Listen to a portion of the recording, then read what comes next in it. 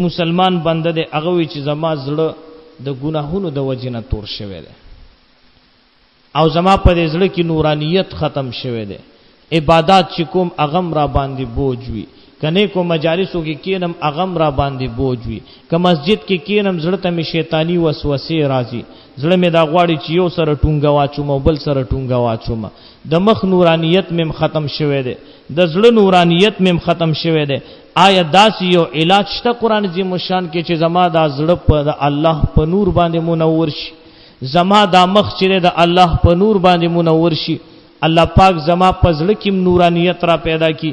او زما په دې مخ کې نورانیت را پیدا کی نو او قران عظیم شان کې دې د پاره بهترین علاج موجود دی ښا اتلسمن ها 18 نمبر سپارہ سورۃ النور آیت نمبر 35 مشہور آیات دے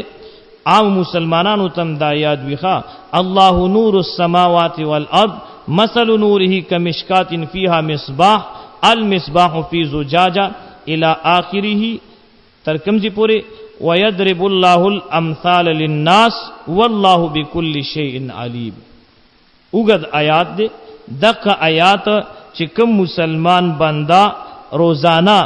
درې زلوي یا پنځزل یا او یا یول زلوي او دې په خپل زړه باندې چوف کوي او بیا په دې لاسونو باندې چوف کیو په دې مخ باندې راکاږي الله رب الجلال جل جلاله بد د پزړه کی نورانیت را پیدا کی نو چې کله د پزړه کی نورانیت را پیدا شو نو حسد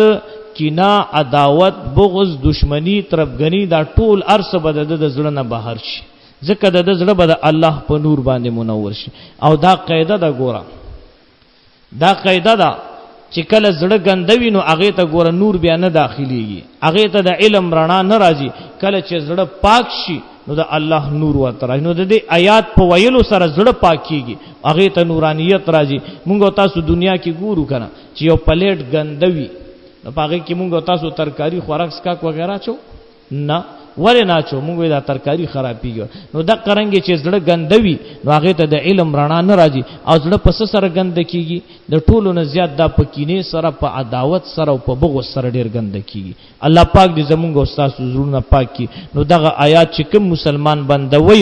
روزانه په خپل زړه باندې ګس طرف ته چوف کوي او په لاسونو باندې بیا چوف کوي او په مخ باندې راکاږي الله رب الجلال جل جلاله د پزړه او په مخ دواړو کې نورانیت را پیدا